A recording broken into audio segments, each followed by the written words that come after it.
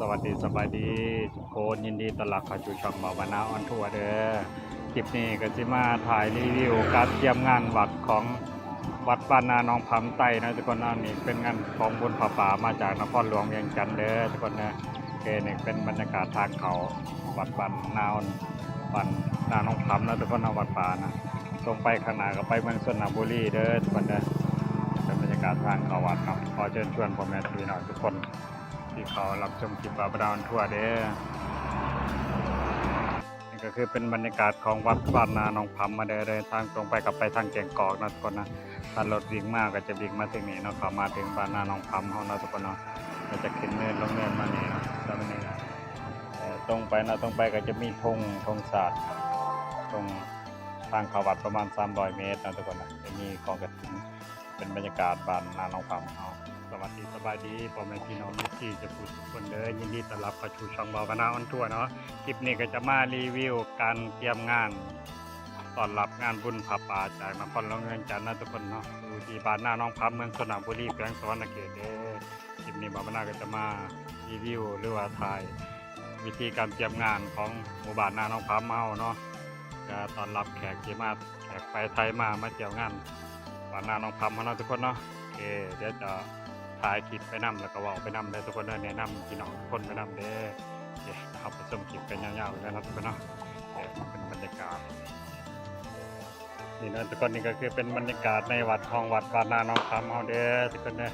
นี่เป็นการเตรียมงานเนาะเพราะว่ามื้อวันที่25เนาะ25มื้ออื่นก็คือว่าเป็นมื้องานเนาะมื้อนี้ก็เป็นมื้อเริ่มแล้วแขกไปไทยมาเป็นก็มาขายของขายหยังได้นะทุกคนเนาะแต่มื้ออื่นจะเป็นงานใหญ่ก็จะมีคนมาหลายเนาะคืนของวันเสาร์ก็มีการครบงานนะทุกคนเนาะนี่ครับโอเคเริ่มแรกเดี๋ยวบ่าวนาจะดูถ่ายไปข้างนอกกันนะถ่ายมาถ่ายข้างในถ่ายเป็นช่วงๆเด้อทุกคนเนี่ยส่วนนี้ก็เป็นคนของแม่บ้านเดี๋ยวจัดหน่วยก็ลงมาจากเตรียมสิ่งของไว้ต้อนรับแขกที่มารวมงานนะทุกคนเนาะงานของผาป่าตอนนี้เราก็ปั๊มน้ำจากบ่อนะจากบ่อมาเพื่อว่าเอามาลงในที่นี่เนาะเพราะมันจะเป็นทีหน้าถ้าหากว่าปั๊มน้ำใจมันเป็นทีนี้มันจะเป็นทีถ้าหากว่าเปิดน้ำใจมันจะมีฝุ่นมีควันมากโอ้เอากาลงไปหวานทีนี้ได้เลี้ยงเลยเนาะนี่นะทุกคนสำหรับตามเตรียมงานตัวนี้ที่ว่าเติมน้ำเต็มที่นะปั๊มมาจากบ่อเพื่อว่าเนี่ยจะได้รุนแรงนะทุกคนนะก็แค่นี้มันจะได้เป็นพื้นที่แห้งแล้งโอ้มีบ้านเฮาบ้านเดียวนี่จัดให้สำนี้เนาะถ้าเป็นบ้านอื่นบ่ได้สำนี้ได้เนี่ยก็ให้เจ้าง่อยง่องแล้วช่องวงนั้นนี่ทางบ้านนามาความเฮาเพิ่นก็จะจัดเต็มที่เลยนะทุกคนจะปล่อยน้ำเข้ามาปล่อยเข้ามาพอแค่นี้มันจะมีน้ำพรมมาเลยเด้อทุกคนเวลารถมามื้ออื่นจะมาตั้งวงดนตรีตรงนี้เนาะจะเปิดเครื่องเสียงประดูนเดี๋ยวตอนนี้บ่าวนาจะถ่ายอีกรอบนึงเนาะวันนี้จะทันรถมาบ่หรือว่าจะถ่ายคลิปไปลงก่อนนะทุกคนเนาะจะถ่ายคลิปบ่ยาวเด้อทุกคนนะเพราะว่ามันจะได้ลงงานพอดีแล้วทุกคนตอนนี้จะเตรียมน้ำเรียบร้อยนะปล่อยน้ำเขาที่จัดงานเวทีเรียบร้อยแล้วก็คือว่าเก็บของนะแล้วก็เล่นเก็บของกันกับวงดนตรีมันกัน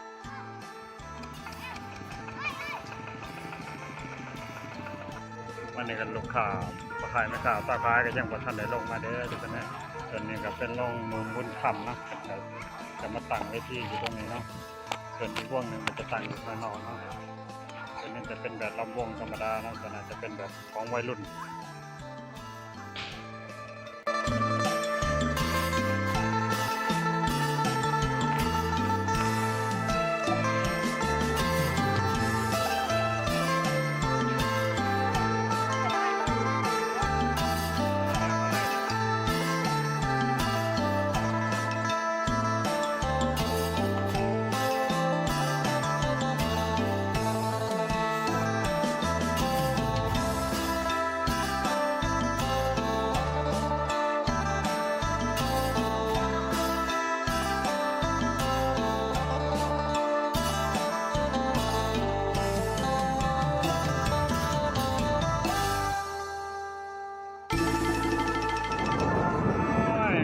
ของลูกเล็กเด็กแดงมีหลายโอ้ หลับรวยกันหากันนี่นอน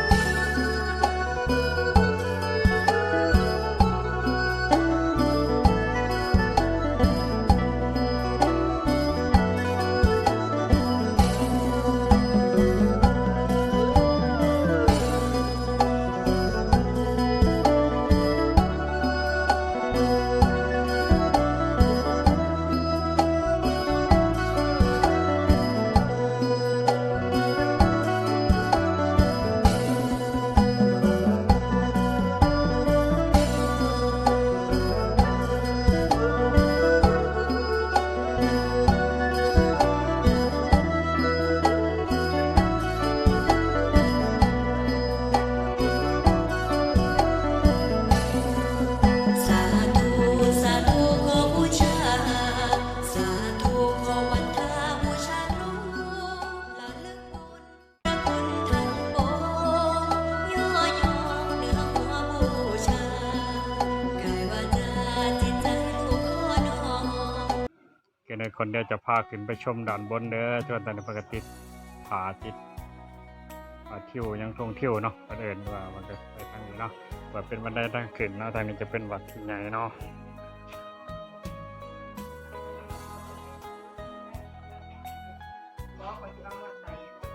ส่วนนี้ก็จะมีผู้เฒ่าเป็นเตรียมงานนะครับงานคันบักเด้งเพื่อ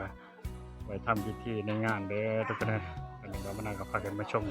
ข้างบนเนาะแปลว่าเตรียมงานจัดงานเพราะวันนี้เราเตรียมงานไว้ดนเนิ่นๆเนาะมันก็ถือว่าสะดวกสบายนะทุกคนเนาะมันก็บ่ได้ลำบาก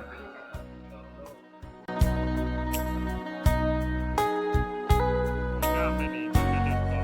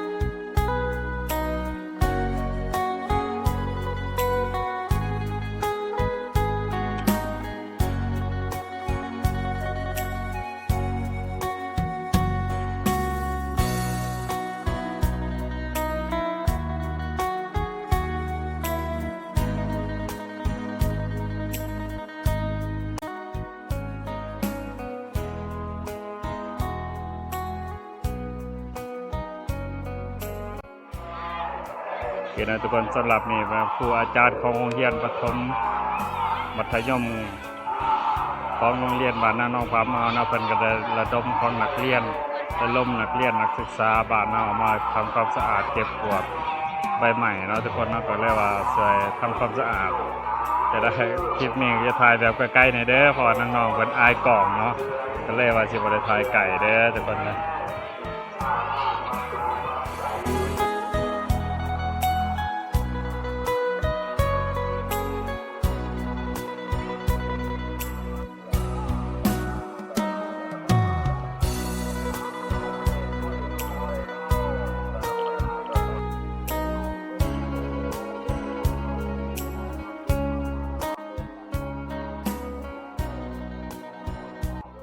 สวัสดีทุกคนเนาะพอดีเดินถึงมาเมื่อกี้เห็นถ่ายเพราะว่าส่วนนี้บ่ได้ค่อยอยู่บ้านเนาะก็เลยมาเห็น